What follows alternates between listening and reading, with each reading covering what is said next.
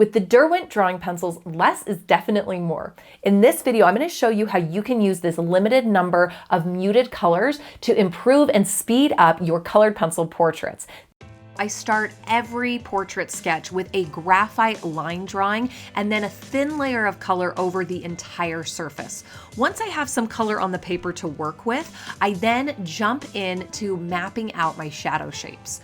When I look at my shadow shapes, these are things that I've already studied a little bit with my line drawing in graphite first, so I know where they are roughly, but I can adjust and change as needed. Here I'm using the sanguine colored pencil to lay in all the values, and I'm laying them in lighter than they're ultimately going to be because right now I just want to see where they are.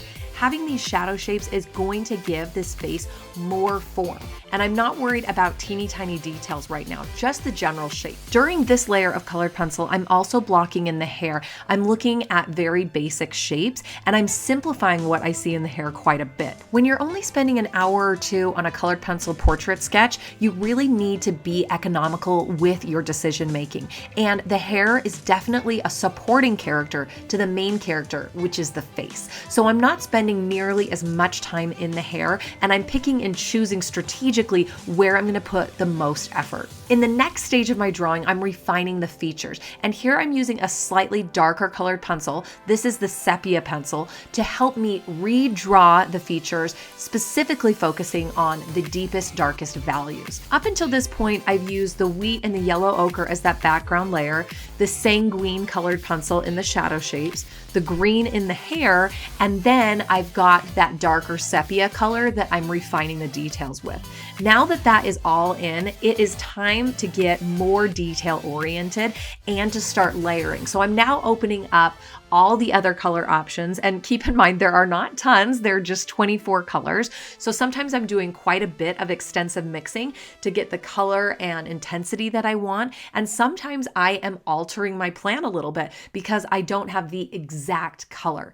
I actually love that about this set. This is one of the reasons that less is more. You are able to create a more harmonious drawing with fewer pencils because they all are curated to work together and to build and make really harmonious color schemes. Let's take a look at all of those steps again with a completely different portrait. So here I'm taking my time with a 4H graphite pencil to lightly sketch in the proportions. I don't always use a pencil with my colored pencil sketches because sometimes some of the extra graphite can mix into the colored pencils that I'm using and create some gray tones that I don't want. But I did decide to do that here because I wanted the opportunity to tweak and change my sketch, and it's a lot faster and easier to do that if I'm using pencil. To prevent those gray streaks too much, I pulled it off with a kneaded eraser first. Here I'm glazing over the entire surface with a light gray-green color called Pale Cedar. And this is a cooler color than I used in the first one. I really wanted to experiment with temperature and how that initial color played into the overall feel of the drawing. Now I'm laying in the shadow shapes with the brown ochre, and this is not something that I am being super careful and meticulous about. I want the edges to be relatively soft and I want the coverage to be relatively even, but this is not something that I am obsessing over. I want to get those shadow shapes in as quickly as possible so I can start seeing the form of the entire face. And then I quickly scribble in the hair with the crag green. I want something that is going to contrast really significantly with the shadow shapes in the face and that is not going to be dominant or pulling focus. After the shadow shapes and the hair are mapped in, I'm coming in with the warm earth to start refining the features. I'm not necessarily outlining the features, although it might look like that a little bit, but I'm looking for those darkest values and I'm refining the proportions. Using a mid-value color to do this first allows this process to be a little bit more flexible and forgiving. And when I'm more confident about where everything is, that's when I start pushing my values a little bit darker.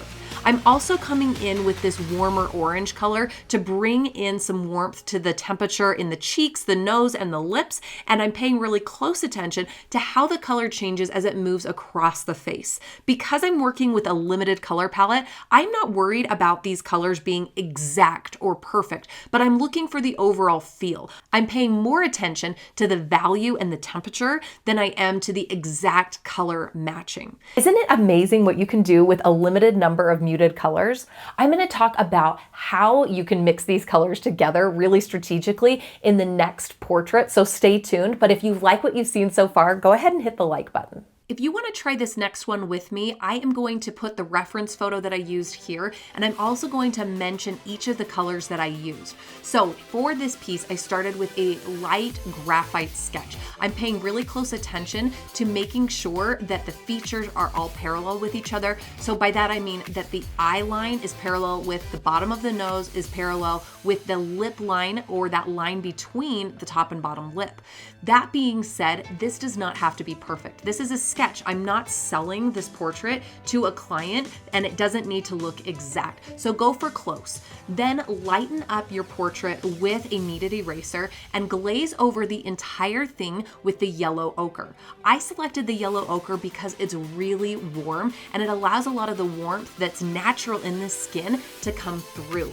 Now I'm marking in the shadow shapes, and the shadow shapes are already blocked in lightly with my graphite pencil, but now I'm filling them in with the Mars orange.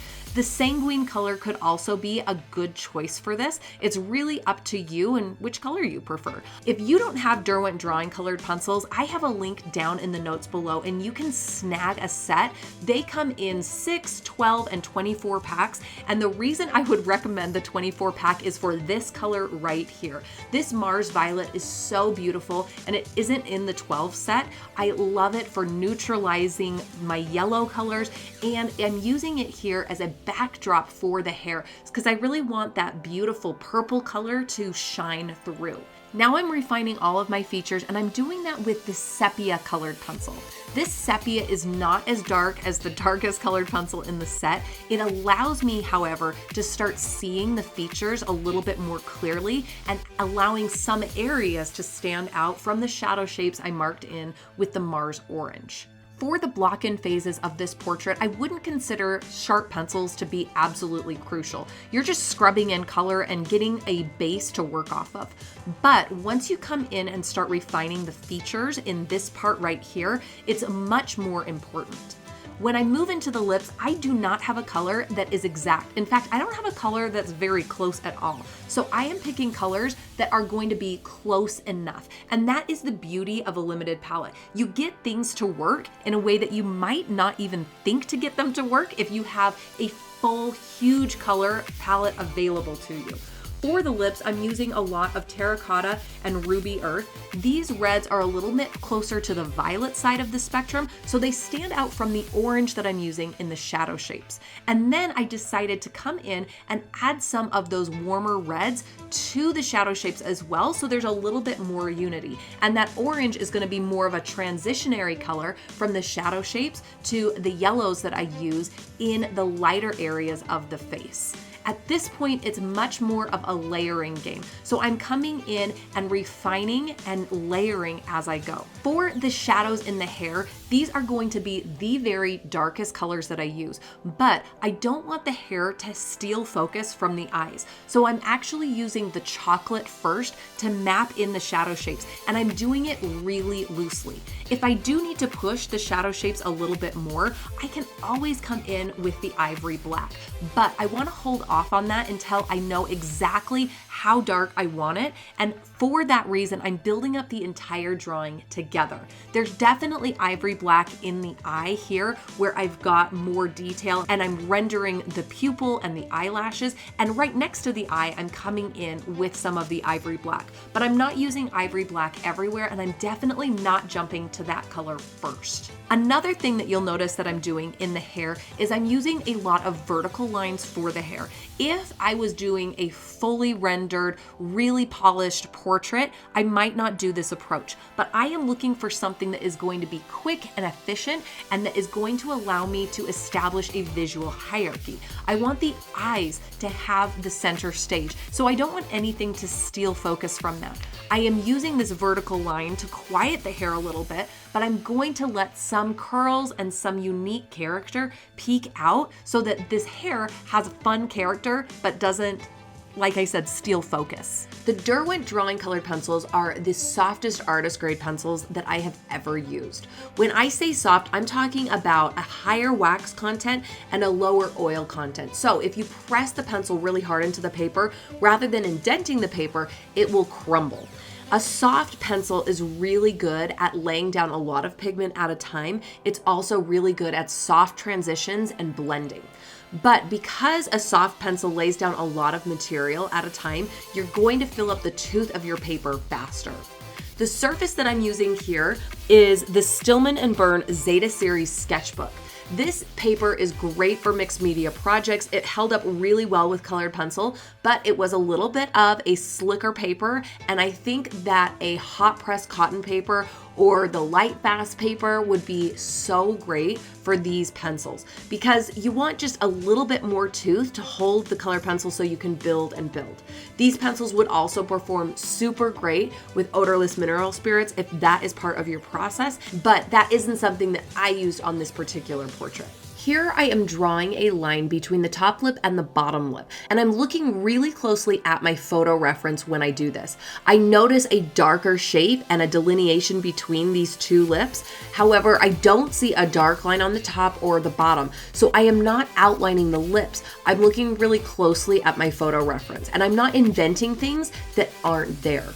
I've been really interested in this quote lately from Leonardo da Vinci, which reads, "Simplicity is the ultimate sophistication." And I've been trying to apply this to my work more and more. How can I keep it more simple? How can I pay attention to what is there and not invent things that don't belong or are unnecessary? One of the best places to keep things simple is the hair. You could draw every single hair and you would probably go bananas. I've done drawings like that before. But another approach is to look at the shadow shapes, block them in so that the hair has shape and form as a whole. Then just draw a couple little flyaway hairs so that we know what that mass is made of. It gives us an essence of texture. Then finish it off with some glazes and some light layers. In my opinion, there are 4 phases of mastering color, and working with specifically curated palettes of color like the Derwent drawing pencils is part of what I would consider phase 4. If you're curious about phases 1 through 3, be sure to check out this video next. Thanks so much for watching. See you next time.